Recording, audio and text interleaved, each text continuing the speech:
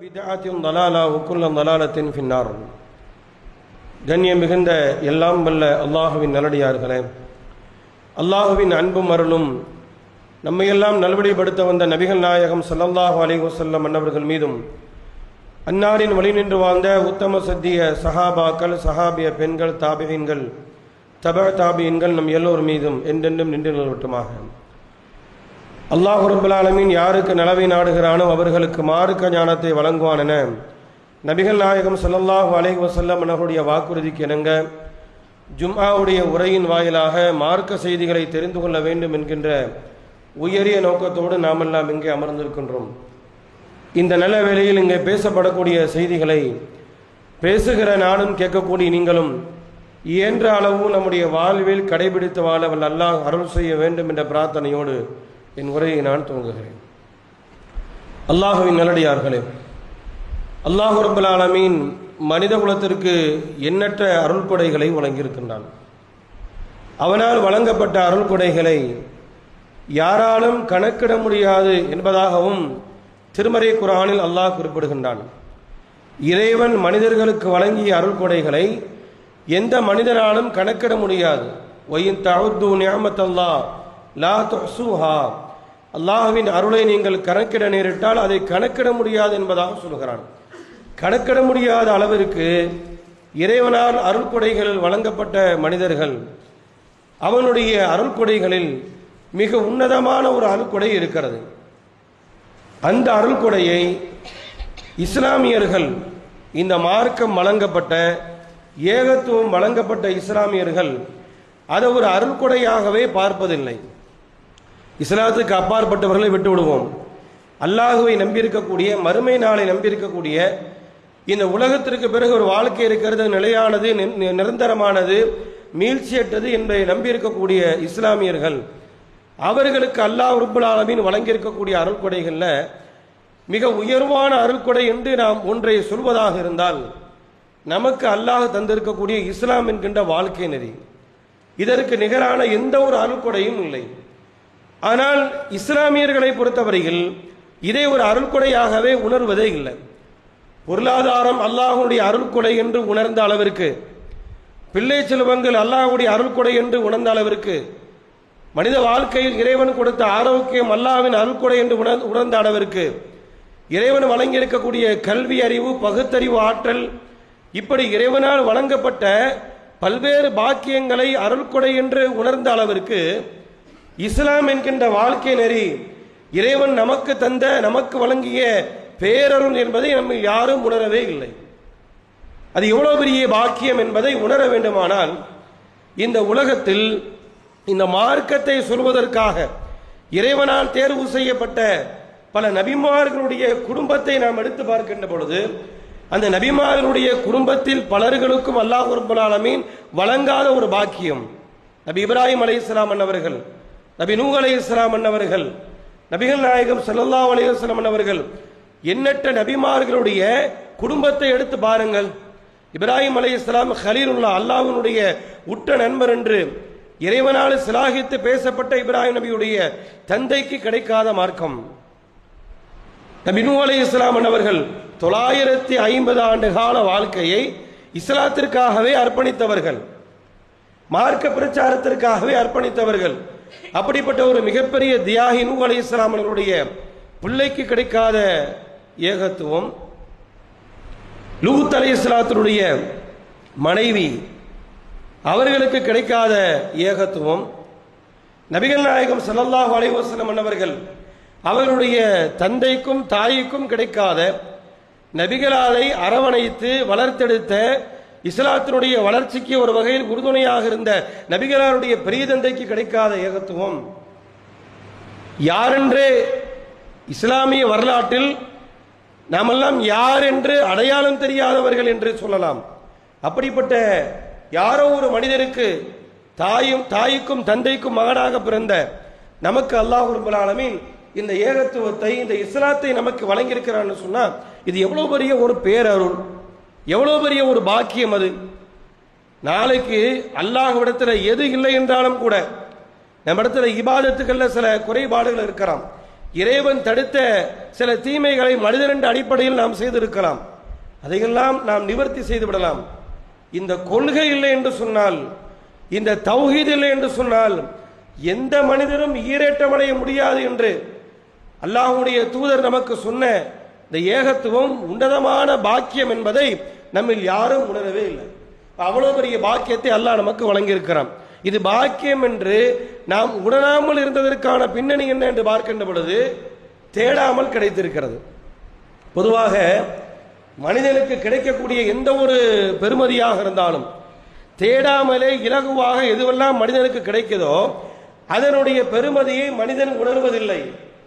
தண்ணீராக இருந்தாலும் காற்றாக இருந்தாலும் இப்படி உலகத்தில் மனிதனுடைய அத்தியாவசியம் என்று சொல்லப்படக்கூடிய எதை எடுத்துக்கொண்டாலும் எதுவெல்லாம் இவனுடைய முயற்சிக்கு அப்பாற்பட்டு இவன் தேடாமலே இவனுக்கு கிடைக்கிறதோ அப்படிப்பட்டவைகளுடைய மகத்துவத்தை உணர்வதில்லையோ அதுபோன்று இஸ்லாம் என்பது நம்முடைய வாழ்க்கையில தேடாமல் கிடைத்தது. நம்முடைய தாயும் தந்தையும் இஸ்லாமியர்கள், அதனால் நாமும் ஒரு முஸ்லீம். நம்முடைய முன்னோர்கள் இஸ்லாத்தை ஏற்றுக்கொண்டார்கள். அந்த வழியில் எனக்கும் இஸ்லாம் கிடைத்திருக்கிறது, நான் தேடாமல் கிடைத்திருக்கிறது என்பதனால் இந்த மார்க்கத்தின் மகத்துவத்தை நாம் உணரவே இல்லை.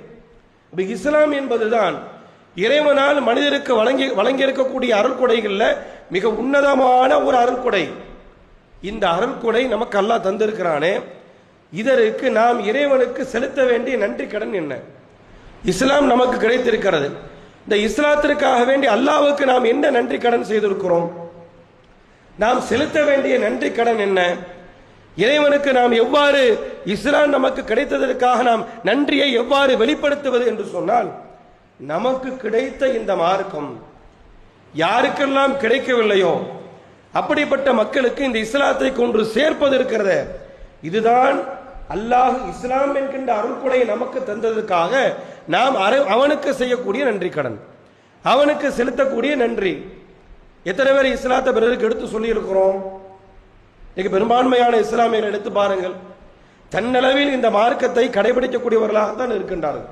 சுயநலத்தோடு எனக்கு தௌஹீது விளங்கிவிட்டது, நான் என்னளவில் நபி வழியை கடைபிடிக்கின்றேன், என்னவெளியில் இந்த மார்க்கத்தை நான் கடைபிடிக்கின்றேன், நான் எதற்கு பிறருக்கு சொல்ல வேண்டும், அதற்கு எனக்கு என்ன தகுதி இருக்கிறது? நாம் 7 ஆண்டுகள் மார்க்கத்தை படித்திருக்கின்றேனா? நமக்கு மார்க்கத்தை பிறருக்கு எடுத்து சொல்வதற்காக இருந்தால் அதற்குன்னு சில தகுதியை நமக்கு இருக்கணுமே என்று சொல்லி நமக்கு நாமவே ஒரு வரையறையை போட்டுக்கொண்டு நம்மளவில் மார்க்கத்தை கடைபிடிக்கக்கூடிய சுயநலத்தோடு வாழக்கூடியவர்களாக இன்றைக்கு நாம் இருக்கிறோமே, இதுதான் நாம் இறைவனுக்கு செலுத்தக்கூடிய நன்றி கடனா? அல்லாஹ் ரப்பல் ஆலமீன் உலகத்தில் நபிமார்கள் அனுப்பப்பட்டதனுடைய நோக்கத்தை அல்லாஹ் சொல்றான். ஹுவல்லதி அர்ஸல ரசூலஹு பில் ஹுதா வ தீனில் ஹக் லியுத்ஹிரஹு அலத்தீனி குல்லிஹி. அவன்தான் இந்த உலகத்தில் நபிமார்களை சத்திய மார்க்கத்தை கொடுத்து அனுப்பினான். எதற்காக அனுப்பினான்? லியுத்ஹிரஹு அலத்தீனி குல்லிஹி. இந்த உலகத்தில் இருக்கக்கூடிய இஸ்லாத்துக்கு அப்பாற்பட்ட கொள்கை சித்தாந்தங்கள் மத நம்பிக்கைகளை எல்லாம் விட இஸ்லாம் மேலோங்க வேண்டும் என்பதற்காக நபிமார்களை அல்லாஹ் அனுப்பினான். நபிமார்கள் அனுப்பப்பட்டதனுடைய நோக்கம் இஸ்லாத்தை மேலோங்க செய்ய வேண்டும் என்பதற்காக. உலகத்தில் இறைவனால் அனுப்பப்பட்ட எல்லா தூதர்களும் அவர்களுடைய சக்திக்கு உட்பட்டு அவர்களுக்கு கிடைத்த இந்த தௌஹீதை, இந்த சத்திய மார்க்கத்தை அவர்கள் வாழ்ந்த காலகட்டத்தில் ஓரளவு மேலோங்க செய்துவிட்டு தான் சென்றிருக்கின்றார்கள். நபிகள் நாயகம் ஸல்லல்லாஹு அலைஹி வஸல்லம் அவர்களுடைய 23 ஆண்டுகால வாழ்க்கை, அவர்களுடைய முழு அர்ப்பணிப்பு, முழு தியாகம் இஸ்லாம் மேலோங்க வேண்டும் என்பதற்காக. நான் ஏற்கனவே சொன்னா இல்லையா, நபி நூஹ் அலைஹிஸ்ஸலாம் அவர்கள் 950 ஆண்டு கால அவர்களுடைய பிரச்சாரம் ஏகத்துவத்திற்காக. இன்னி தாவத்து கௌமி லைலம் வ நஹாரா, இறைவா இந்த மார்க்கத்தை உனக்காக என்னை நீ தூதராக தேர்வு செய்ததற்காக, இந்த மார்க்கத்தில் எல்லோரும் நுழைய வேண்டும் என்பதற்காக இரவு பகலாக இந்த மார்க்கத்தை நோக்கி மனிதர்களை நான் அழைக்கின்றேன். வலம் யஸிதுஹும் இல்லா ஃபிராரா, என்னை விட்டும் இந்த மக்கள் விரண்டோடுவதை தவிர நான் எந்த பயனையும் அடையவில்லை. மார்க்கத்தை கேட்கிறாங்க, யாரும் ஏற்றுக்கொள்ளவில்லை.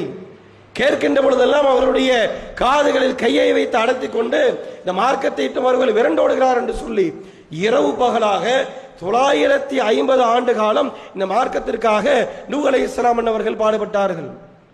நபிகள் நாயகம் ஸல்லல்லாஹு அலைஹி வஸல்லம் அவர்கள் அவர்களுக்கு நபித்துவம் வழங்கப்பட்ட நாள் முதல் அவர்களுடைய உயிர் மூச்சு பெறுகின்ற அந்த வரையிலும், அந்த தருணம் வரையிலும் மார்க்கத்திற்காக, ஏகத்துவத்தினுடைய வளர்ச்சிக்காக மிகப்பெரிய அளவில் தியாகம் செய்தார்கள், அர்ப்பணித்தார்கள். இந்த தௌஹீதை பிறருக்கு கொண்டு போய் சேர வேண்டும் என்பதுதான் அவருடைய உயிர் மூச்சாக இருந்தது. இந்த சமுதாயத்தில் கடைகோடிகள் ஒருவன் இஸ்லாத்தை ஏற்றுக்கொண்டால் அதை விட துன்யாவில் அவர்களுக்கு கிடைக்கக்கூடிய மகிழ்ச்சி வேறு எதுவுமே இல்லை. உலகத்தில் நாம எத்தனையோ விஷயத்திற்காக மகிழ்ச்சி அடைந்திருக்கிறோம். நமக்கு கிடைத்த பொருளாதாரத்திற்காக, நமக்கு கிடைத்த குழந்தைக்காக, நமக்கு கிடைத்த பதவி அந்தஸ்திற்காக மனிதன் உலகத்தில் எத்தனையோ விஷயத்திற்காக மகிழ்ச்சி அடைகிறான்.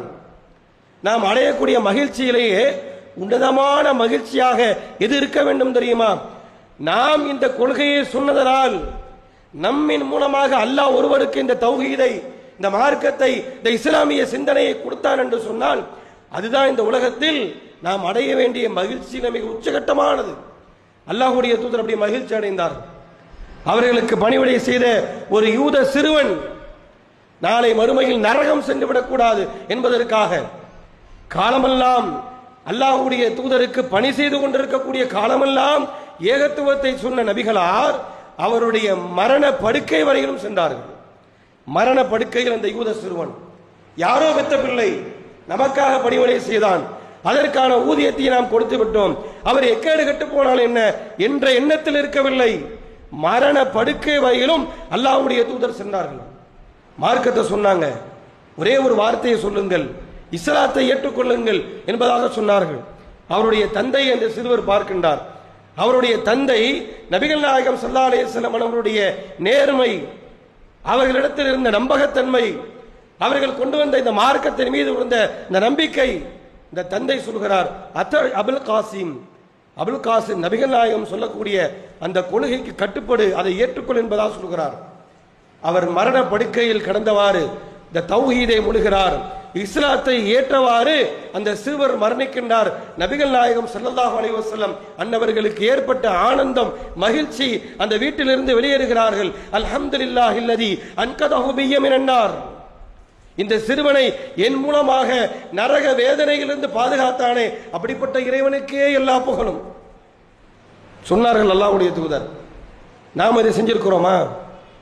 நபிகள் நாயகம் ஸல்லல்லாஹு அலைஹி வஸல்லம் அன்னவர்களுக்கு பிறகு இந்த தௌஹீதை உலக மக்களுக்கு கொண்டு போய் சேர்க்க வேண்டிய பொறுப்பும் கடமையும் எல்லா இஸ்லாமியர்களுக்கும் இருக்கிறது. இஸ்லாத்தை ஏற்றுக்கொண்ட எல்லா முஸ்லிம்கள் மீதும் இந்த அழைப்பு பணி தலையாய கடமை என்பதை இஸ்லாம் சொல்கிறது. தொழுகை என்கின்ற ஒரு கடமை இருக்கிறது. அந்த கடமையை, அதனுடைய முக்கியத்துவத்தை உணர்ந்திருக்கக்கூடிய நாம், இஸ்லாமிய மார்க்கத்தில் சொல்லித்தரப்பட்ட இன்ன பிற வணக்க வழிபாடுகளுடைய கடமை, அதனுடைய முக்கியத்துவத்தை உணர்ந்து செயல்படுத்தக்கூடிய அளவிற்கு இந்த அழைப்பு பணி என்கின்ற கடமை எல்லா முஸ்லிமின் மீது இஸ்லாம் விதியாக்கி இருக்கிறது என்பதை நாம் உணர்ந்திருக்கிறோமா?